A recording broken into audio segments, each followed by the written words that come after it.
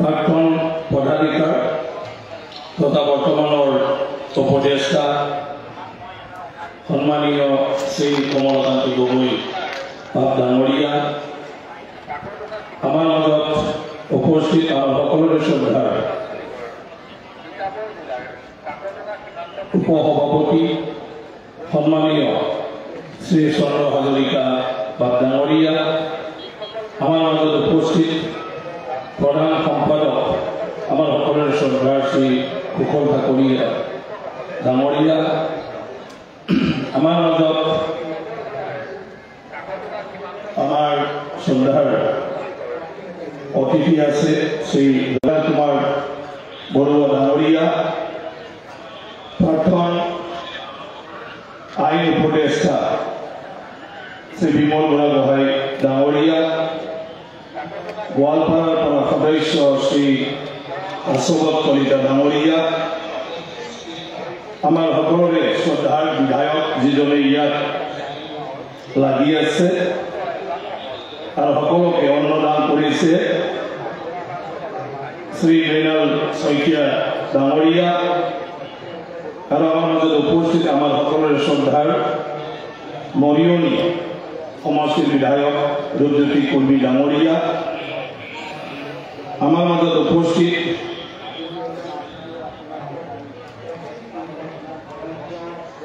বিহুপুৰীয়া নাৰায়ণপুৰৰ পৰা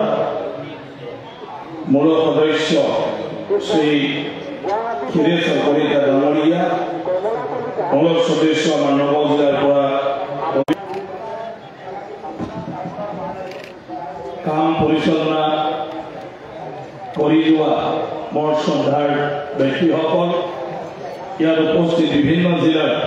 প্ৰতিনিধি আৰু মোৰ শ্ৰদ্ধাৰ ৰাইজ, সাংবাদিক বন্ধুসকল,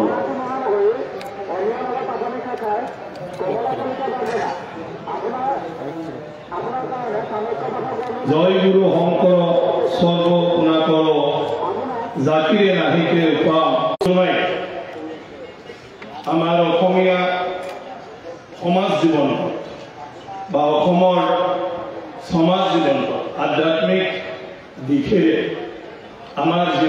জীৱনটো সঠিকভাৱে ঈশ্বৰক নাম লৈ, ঈশ্বৰক দহাই দি, ঈশ্বৰক সেৱা কৰি প্ৰতিটো কথা আমাৰ পূৰ্বপুৰুষসকলৰ লগত জড়িত, এই ভূমিৰ লগত জড়িত। অকল ভাৰত মহাভাৰত বুলি নহয়, দক্ষিণ পূব এছিয়াত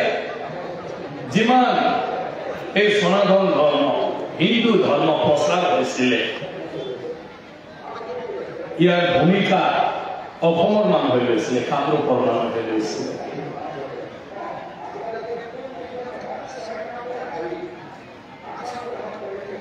বানাসুৰে এটা সময় বান ৰজা তেজপুৰত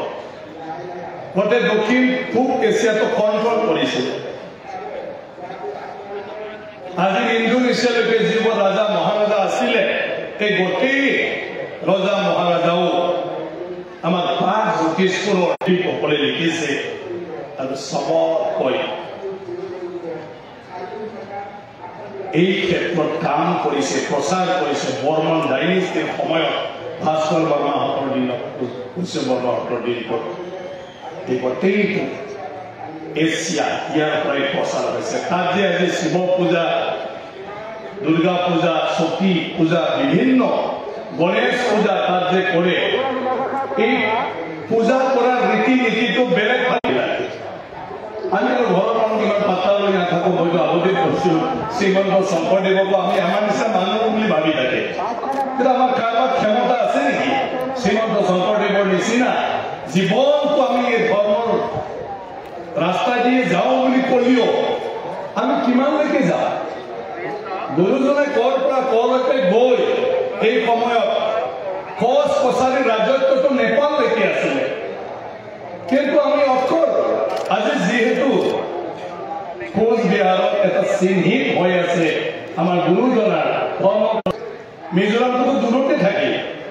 অলপ, কিন্তু সেইবিলাকক আমাৰ আজিৰ যিসকল লিখক, এই লিখক তেওঁলোকে ইতিহাস লিখিলে বাদ থৈ দিলে এতিয়া বিস্ফোট নগৰৰ কথা আগতে চদিয়াতে হয় কিন্তু প্ৰশাসনিক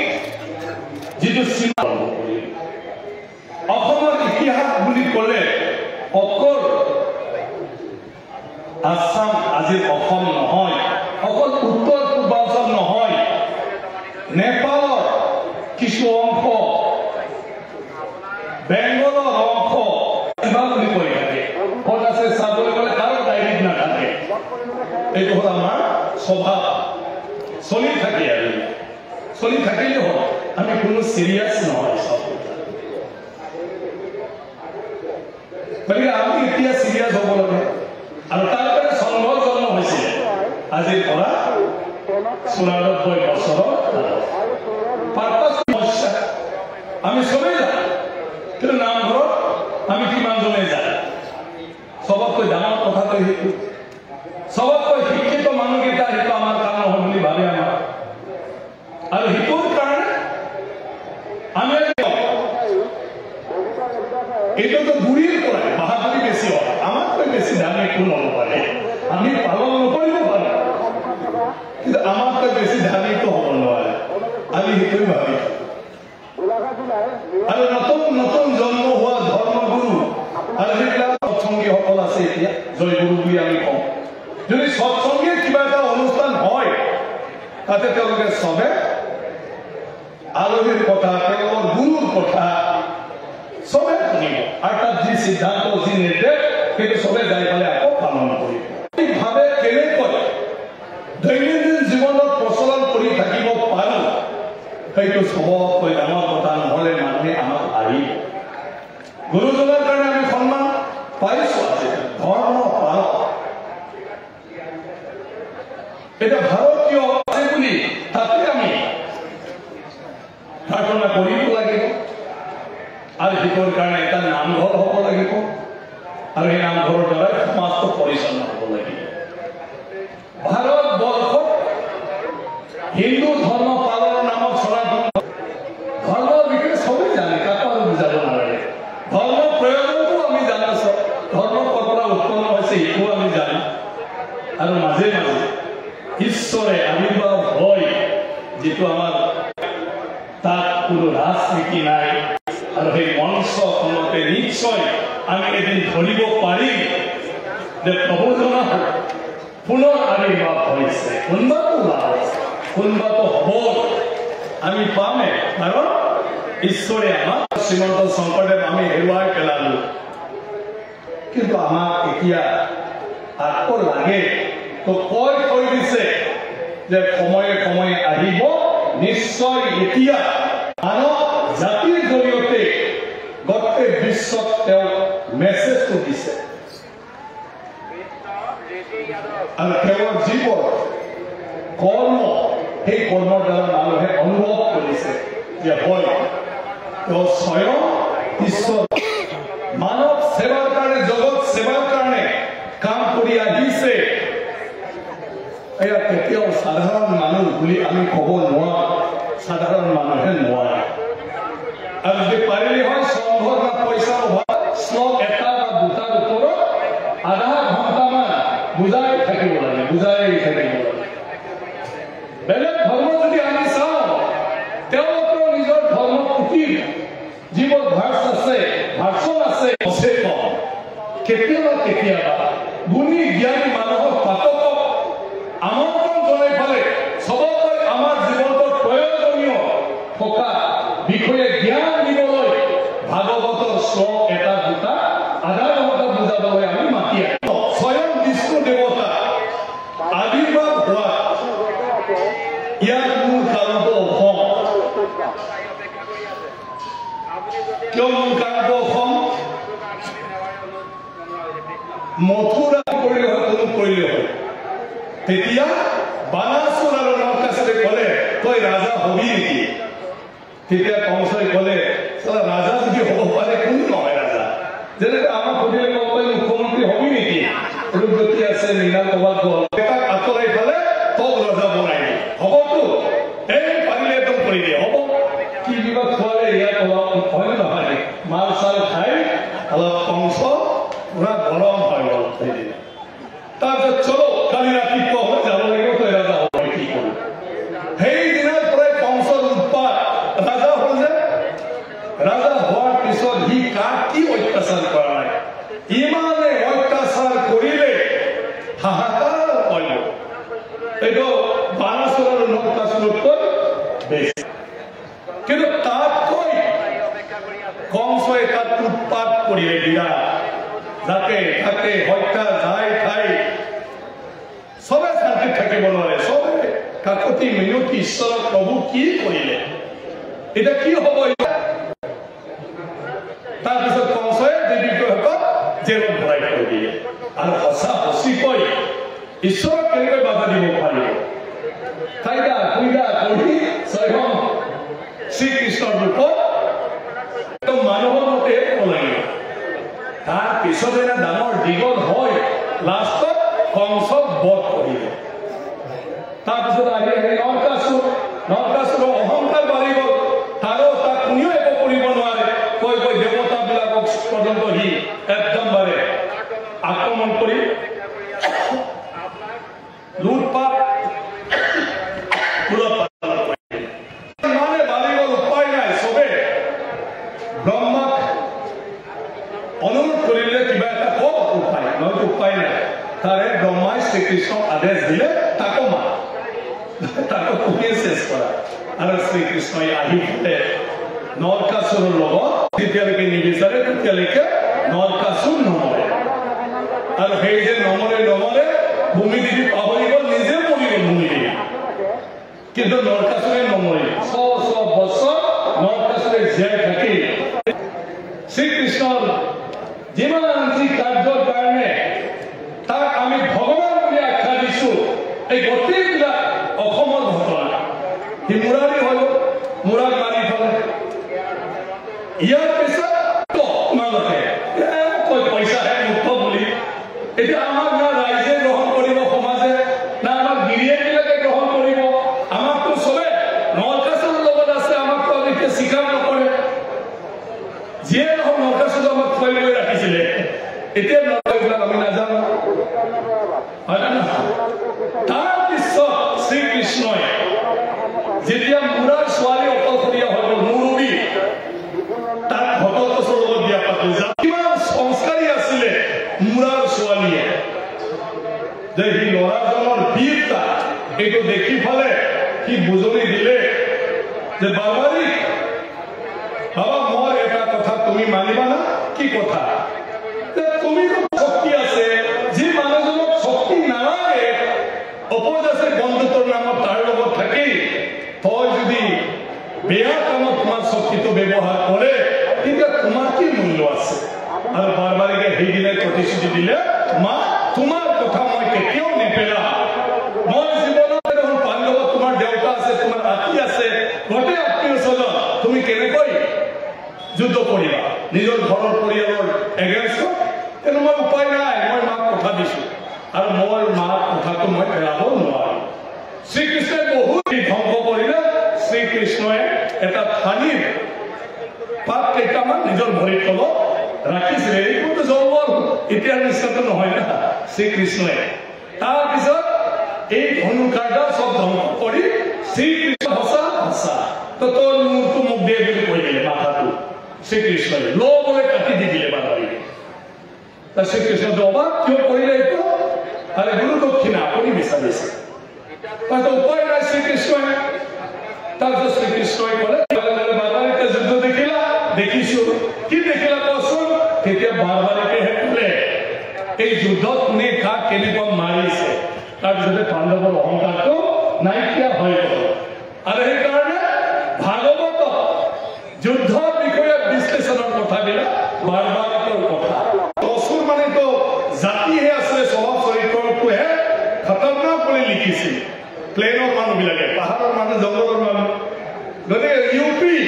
গুজৰাট, উত্তৰ প্ৰদেশ, গুজৰাট, বিহাৰ, পাঞ্জাব, এইবিলাক জংগলে নাছিলে, জংগল আছিলে অকল শিশুপালৰ লগত হ'ব লাগিব। ৰূপমীৰে বাৰে বাৰে ক'লে কোনো খাতিৰ বাতিৰ নাই, কোনো ঘৰৰ মানুহে নামানে শ্ৰীকৃষ্ণ দিয়াটো। কিনা কাইদা কৰি মোবাইল আছিলে, কি আছে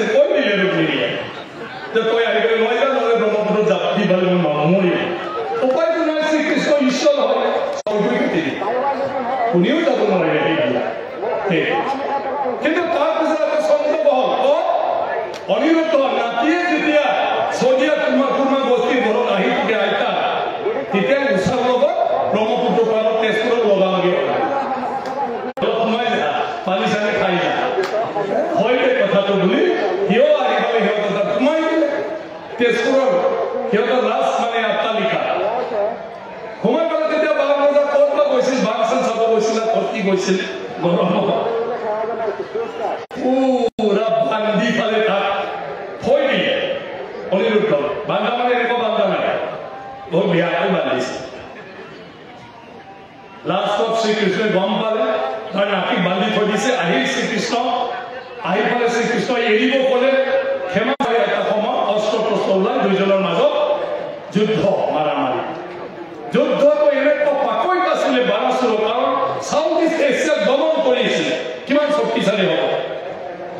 গতিকে শ্ৰীকৃষ্ণই সৰ্বশক্তি প্ৰয়োগ কৰিব লগা আহি পেলাই শ্ৰীকৃষ্ণক ভেটা দিলে প্ৰভু আপুনি ইয়াত আৰু এইটো মোৰ শিষ্য সি মোক মানে মাতিছে ৰক্ষা কৰিবৰ কাৰণে গতিকে তাক মই ৰক্ষা কৰিম এইটো নহয় মানে কৃষ্ণই ক'লে এইটোতো গণ্ডগোল হৈ যায় কি গণ্ডগোল আৰে মোৰ হাতত দি আজি মৰিব লাগে নহ'লে গোটেই সংসাৰটো উলট পালট হৈ যাব সি এদিনো আৰু বাচিব নোৱাৰে বান্ধ যায় আপুনি এৰি দিয়ক মই তাক মাৰিম তেতিয়া ক'লে মানে শিৱই পাপ কৰিব একদম মানে নাই নাই মই যদি মোৰ শিষ্যক বচাব নোৱাৰো ভক্তক বচাব নোৱাৰো কোনে মোক মানে দেৱতা বুলি ক'ব কোনে মোক পূজা কৰিব বহুত দুইজনৰ মাজত উপায় নাপায় শিৱই লাষ্টত কৰে ঠিক আছে তাক মাৰত মোৰ আপত্তি নাই কিন্তু মোৰ লগত যুদ্ধ কৰি মাৰিব লাগিব কেনেকৈ মাৰে কিন্তু তোমাক মাৰিবৰ কাৰণে মই ঠিক আছে মাৰ বুলি মই এৰি দিব নোৱাৰো কণ্ডিশ্যন দিলে যে মোৰ লগত যুদ্ধ কৰিহে মাৰিম উপায় নাই শ্ৰীকৃষ্ণই এইটো সময় জগতকৈ শেষ হ'ব সব দেৱতাই একদম মানে ব্ৰহ্মাক প্ৰাৰ্থনা কৰিলে প্ৰভু কি চাই আছে গোটেই আপোনাৰ সৃষ্টি ধ্বংস হ'ব আহি পেলাই এই যুদ্ধটো বন্ধ কৰক উপায় নাপায় ব্ৰহ্মাই তেজপুৰ নামিব লগা হ'ব ব্ৰহ্মাই তেজপুৰ নাহিব দুইজনকে বাধা দিলে ষ্টপ বুলি কৈ দিলে কৈ জানা তই সাধাৰণ অনিৰুদ্ধ বান্ধি দিয়াৰ কাৰণে শ্ৰীকৃষ্ণ আহি তাৰ লগত তৰ্ক যুদ্ধ কৰিলি ইয়াৰ পিছত তই মাৰামাৰি কৰিলি আৰু শিৱক মাতি দি গলি সিহঁতৰ লগত আৰু যুদ্ধ লগাই দিলি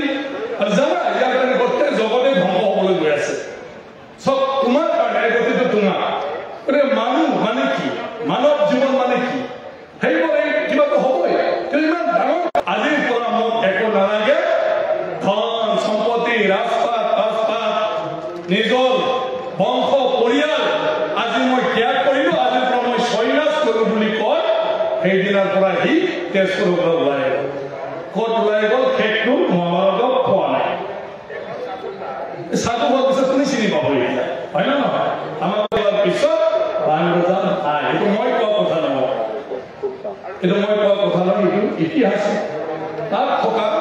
কথা তো চা আমাৰ মানে গোটেই ঘটনাবিলাক আমাৰ ইয়াত হৰিহৰৰ যুদ্ধ নহ'লে মহাভাৰত কি হ'ব আৰু যুদ্ধৰ গোটেই কথাবিলাক বিশ্লেষণ কৰিয়েতো না আমি প্ৰমাণ কৰিছো শ্ৰীকৃষ্ণই স্বয়ং বিষ্ণু দেৱতাৰ অৱতাৰী ভগৱান এই কথা আমাৰ মুৰবী মোৰাৰ ছোৱালীৰ হাজবেণ্ড ভট্টক তেওঁলোকেও মানে ডাঙৰ ডাঙৰ প্ৰতিমূৰ্তি এইবিলাক চব ইটোৰ পৰা ভাৰতবৰ্ষ এই নৰ্থ ইষ্ট উত্তৰ পূব অঞ্চল মানে সেই সময়ত প্ৰাগ জ্যোতিষপুৰ আৰু কামৰূপৰ পৰা চিংগিজ খান মংগোলিয়াৰ চিংগিজ খান কথাটো আমি জানো পৃথিৱীত সি কেনেকৈ ভ্ৰমণ কৰিছে যিফালেদি সি গৈছিলে এইফালৰ ৰজা মহাৰজাই তাক ভৱিষ্যতত দেখা নাপালেও সি যি কৈ গৈছে সেইমতে কাম কৰি আছে সেই তেনেকুৱা ৰাজত্ব কৰিছে এইটো বীৰ ভূমিও হয় এইটো ধৰ্মৰ এটা মূল জেগা এই ভূমিও এটা নৰকাসুৰৰ কথাটো চাওক কামাখ্যা দেৱীক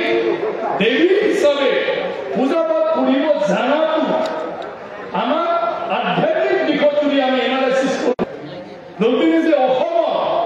গুৰুজনাৰ লিখা পঢ়াহে আমি বেছিকৈ গম পাওঁ কাৰণ ৰুক্মিণী হৰণ গুৰুজনে কিমান ধুনীয়াকৈ ভাওনা কৰিছে গতিকে মই দীঘলীয়া বক্তব্য ৰাখিব খোজা নাই দীঘল হৈ যায় আমি যেহেতু সনাতন ধৰ্ম আমাৰ 500 বছৰৰ কথা ধৰ্ম পালন যদি সবে আমি প্ৰেক্টিকেল হ'ব পাৰোঁ নামঘৰত যদি আমি নাম প্ৰসংগৰ কিবা এটা ব্যৱস্থা লৈ তাত 100% আমি গাঁৱৰ মানুহে যাতে এটেণ্ড হ'ব পাৰোঁ কোনো যিকোনো তিথিত কিবা এটা কৰিব বুজিলে বাকি কাম আমি বাদ দি সেই কামটো আমি সবে কৰিব লাগিব আমাৰ নামঘৰে আমাৰ ঘৰ হোৱাৰ আগত নামঘৰটো ধুনীয়া হ'ব লাগে আমাৰ বাথৰুমে 10 লাখ কিন্তু নামঘৰত আমি 50,000 টকা পাৰিলে 10,000 20,000 50,000 দি দিব লাগে কমসে কম 1,000 দিব লাগে 500 দিব লাগে হয় না দান দিয়া অভ্যাস আমি আনিব লাগিব তেতিয়াহ'লে গুৰুজনক লাগিব আৰু পূৰ্ণাংগ জীৱন আমি কিমানজনক ইয়াত জড়িত কৰিব পাৰোঁ মইতো সদায় কৈ থাকোঁ আমাৰ যিসকল ৰিটায়াৰ্ড হৈ গ'ল যদি ল'ৰা ছোৱালী চাকৰিয়ে কৰে ঘৰত কি দৰকাৰ আছে থাকি পালে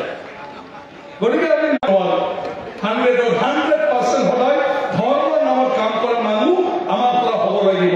আৰু সিহঁতে সকলো অসমীয়া ৰাইজে দান বৰঙণি দি ফালে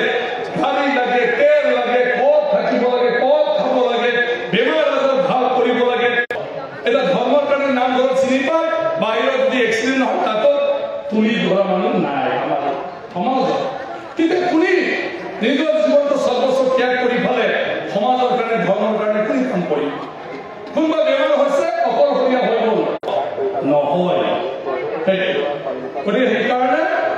আমি কেনেকৈ নিজৰ ধৰ্মৰ নামত সমাজৰ নামত অলপ দানী হ'ব পাৰে কণ্ট্ৰিবিউশ্যন দিব পৰা হ'ব পাৰোঁ এনেকুৱা হৈ যায়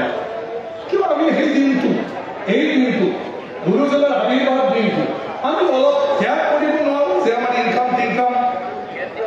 2 দিনমান বন্ধ হ'ব আৰু আমাৰ ইনকাম ধৰ্মটো সমাজটো আমি এতিয়া ভাবিবলৈ হ'ল আৰু সময় অলপ কঠোৰ হ'বলৈ হ'ল যে নিয়ম যিখিনি ইয়াত সিদ্ধান্ত লৈছে সেইটো পালন কৰিব লাগিব আৰু যদি কিবা অত্যন্ত অসুবিধা আছে নেক্সট মিটিঙত কোনোবা উত্থাপন কৰিলে সেইটো আকৌ সংশোধন কৰিব পাৰে